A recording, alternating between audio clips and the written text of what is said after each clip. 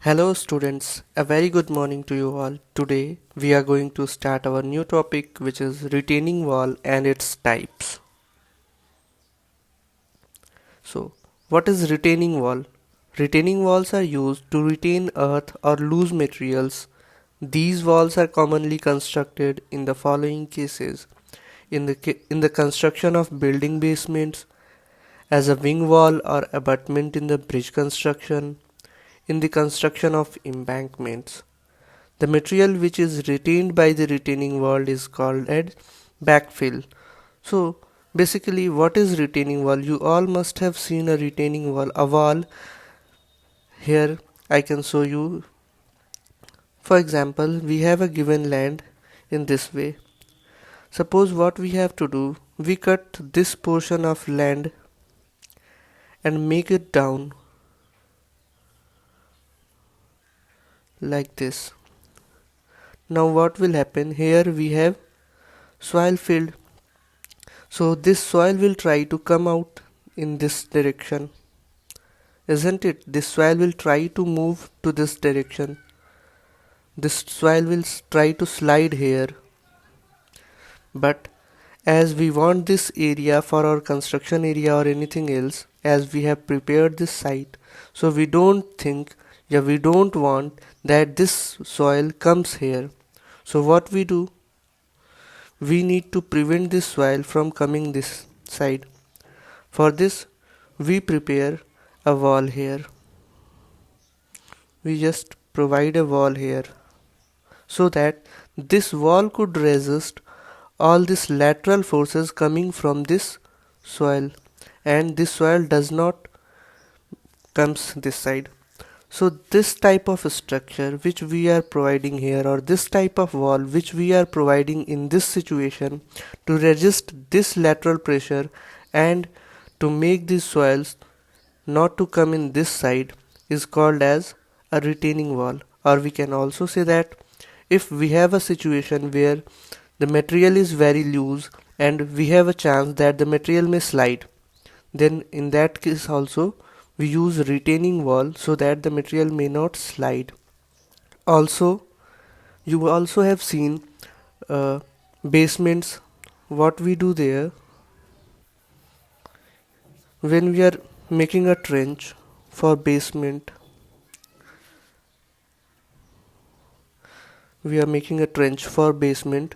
we don't need that the soil in this area would bulge and come into the basement.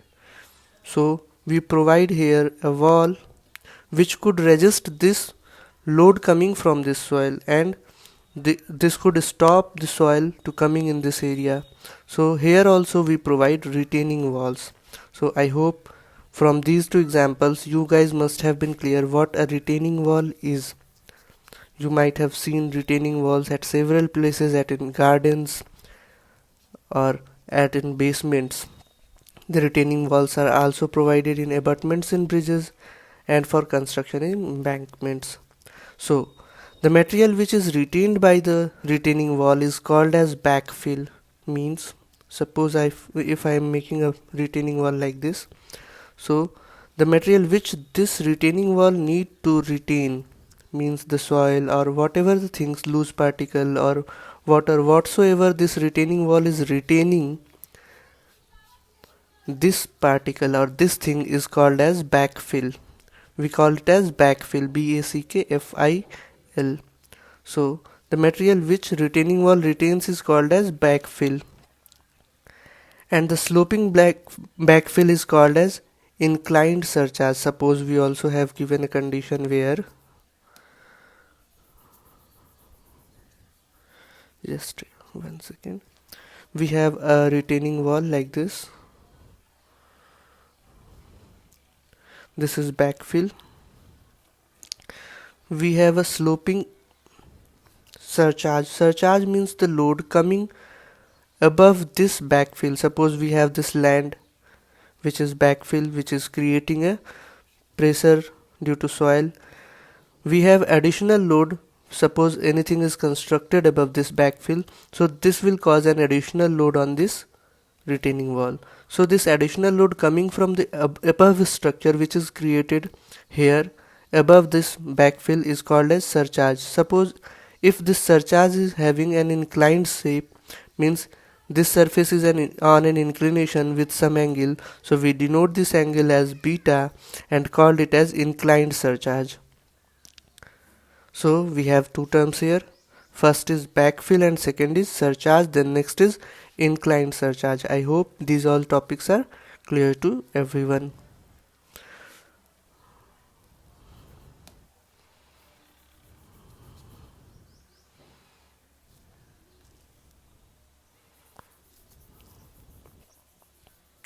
Okay, the term surcharge means backfill above the level of the top of the wall, as I have explained earlier. The backfill exerts a push or lateral pressure on the retaining wall which tries to overturn, bend and slide the retaining wall. See what happens when we have our retaining wall. The pressure is being created by this backfill or soil which tries this retaining wall to pull it in this direction. This soil pressure PA tries to pull this wall in this direction. So what will happen? The wall may either slide further or the wall may overturn like this. So this pressure tries to make this wall slide and to overturn. So we have to prepare the wall in such a way that it does not undergo slide, it does not undergo shear, it does not undergo overturning. Now coming further, types of retaining wall. Following are the common types of retaining wall. First is gravity retaining wall, second is cantilever retaining wall, third is counterfort retaining wall, and fourth is buttress retaining wall. Now we'll go to deal these all types of retaining wall in detail one by one. So firstly, let's discuss what is gravity retaining wall. A gravity retaining wall is that retaining wall in which the weight of the retaining wall provides stability against pressure exerted by the backfill. Gravity retaining wall are made up of massive stone masonry or plain concrete. The principle of design of gravity retaining wall is that tension is not developed anywhere in this section. Therefore, the wall is designed on the basis of middle third rule. So, basically, a gravity retaining wall is that wall in which we design the wall in such a manner that its own weight resists all the pressure coming from the soil. Suppose pressure is coming from this way for the soil. So there will be a resultant pressure. Let's denote it by a single line. There will be a resultant pressure which will cause it to move in this direction or cause a moment MO, which will be termed as overturning moment. This lateral pressure will cause this to rotate or move it, overturn it. So this will be having a moment MO. Then we'll make this structure as heavy that its own weight W, it has its own weight which will be acting downward in this structure. This W will resist in this direction against this, causing a moment MR. So here we have two types of moments, MR and MO. MO is called as overturning moment and MR is called as resisting moment. So in gravity retaining wall, what happens? The resisting moment is greater than, the MR is greater than MO. What does this mean? It means that the weight of the wall is as much higher that it creates a larger amount of moment than the moment generated due to the pressure acting on the wall or the pressure created by the soil. So in this way, this wall becomes safe and does not slide and is able to carry all the loads, all the lateral loads coming from this direction on this wall. So this is the retaining wall, gravity type retaining wall. That's why it is called as gravity retaining wall, because it carries all the loads coming on it due to its self weight or gravity. That's why we do not have any compression or tension zone here, so we do not need any type of reinforcement in this type of wall. This type of wall is being designed by middle third rule. What does this middle third rule says? The middle third rule says for the base slab, if we have a length L, so it's divided into three parts, L by 3, L by 3 and L by 3. So the resultant of these two forces must go between middle third of these two, between these two portions, so that this will be stable and the condition of MR greater than MO will be fulfilled. Coming further to our next retaining wall, this is cantilever retaining wall. It is the most common type of retaining wall, which consists of a vertical wall, called stem, a heel slab and a toe slab, which you can see in the figure. As all the three components of this wall act as a cantilever, so this wall is called as a cantilever retaining wall. Is it clear to everyone? The stem, heel and toe all resist the earth pressure by bending. These walls can be of L or inverted T shape. The cantilever retaining walls are used up to a height of 6 meter. The weight of the earth on the heel slab and weight of the retaining wall together provide the stability to the wall. Okay, so here in this figure you can see a cantilever retaining wall. Firstly, we'll discuss what are the different components of a cantilever retaining wall. So here we have stem portion. As you can see, this wall is divided into different components. So the first component is stem, then second is toe slab and third is heel slab. As when you look to your foot, अपने पैरों को देखेंगे तो हमारे पैरों में आगे क्या है, टो है, देन पीछे की तरफ हील है. Similar to that its nomenclature has been done. Here we have been given toe slab and this is heel slab. This area is backfill. This wall has to retain. Okay, so a weep hole is also provided. What happens, see, when rainfall occurs, जब बारिश होती है तो बारिश का पानी यहाँ backfill के सॉइल में आ जाता है अंदर, और फिर एक एडिशनल सॉइल से पोर वाटर प्रेशर एडिशनली जनरेट होने लगती है जो कि इस वॉल के ऊपर लगती है.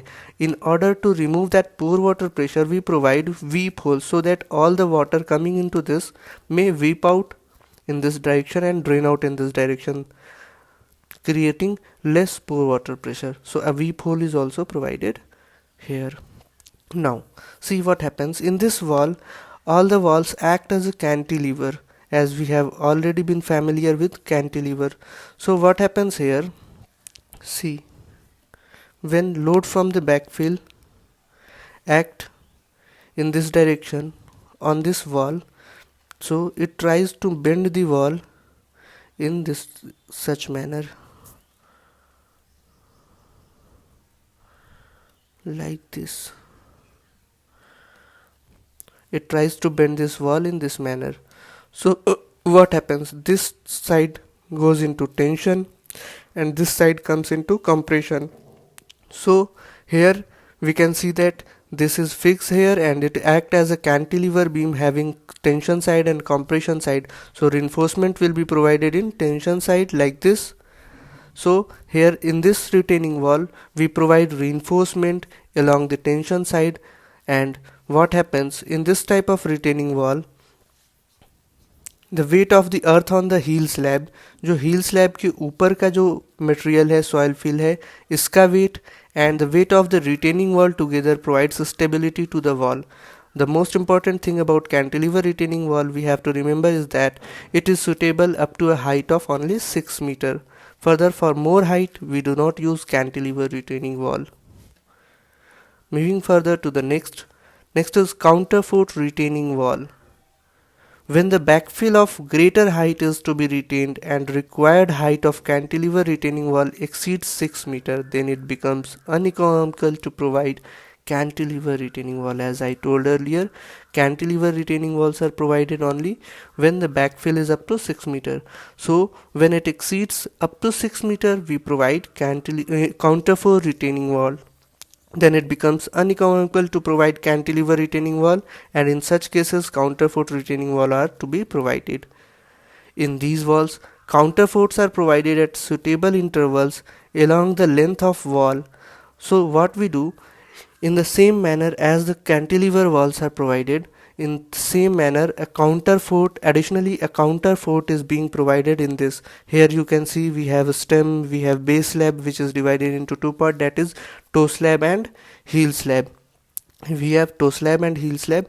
Additionally, in this cantilever wall a counterfort is being provided. So what does this counterfort is? We provide at suitable interval along the length of the wall on the backfill side. जो हमारी backfill side है उसी side में एक counterfort additionally this backfill side में कुछ कुछ दूरी पर हम एक counterfort provide करते हैं जो कि stem को base slab से connect करती है. Okay, which ties the vertical stem and the heel slab together. In a counterfort retaining wall, the stem and the heel slab do not act as a cantilever slab but as a continuous slab.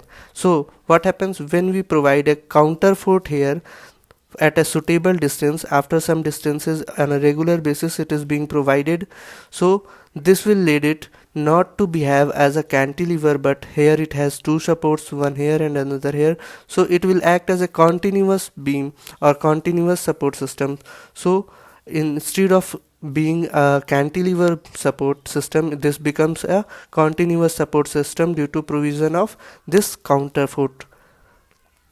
This result in reduction of maximum bending moment and shear force as the support system becomes continuous support system. So there will be a reduction in the bending moment and the shear force, and the weight of the retaining wall and the height and weight of the earth retained on the bed slab together impart stability of this wall. Hope this is clear. Moving to the next is buttress retaining wall. So in buttress retaining wall what happens, we provide additional members as buttress, just like similar to counterfort retaining walls.